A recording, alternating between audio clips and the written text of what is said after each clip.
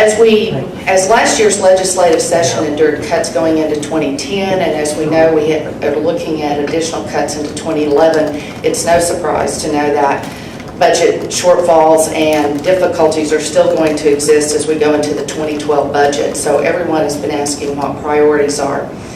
For me, I can tell you that one of my priorities as governor, regardless of how our revenue stands, will be to do a complete assessment of Oklahoma's budget process.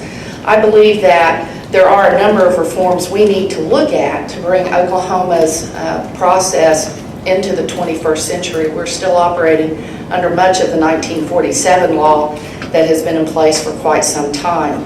I believe that Oklahoma needs to do a review of our budget forecasting, make sure that the methodologies that are used, that the formulas that are used are the most up-to-date, the most current, the most practical. We have in our state some of the top energy mines.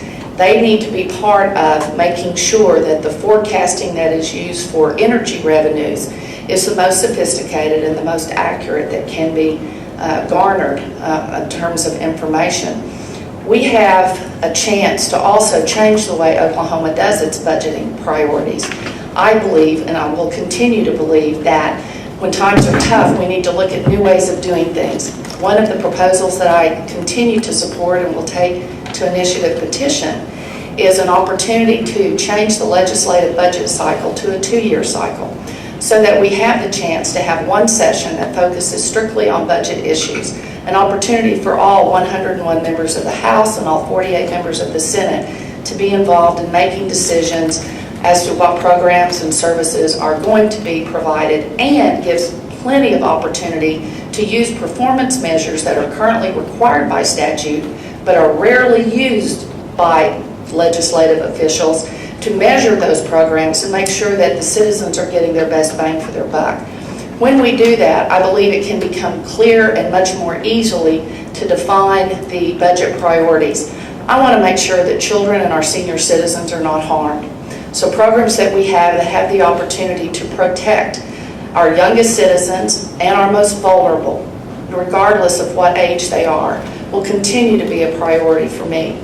We talk about trying to recruit jobs to the state of Oklahoma and bring new industry here, and time after time, when industry officials talk to us, they look at our workforce. They are concerned about our high dropout rate. They are concerned about our low number of college graduates.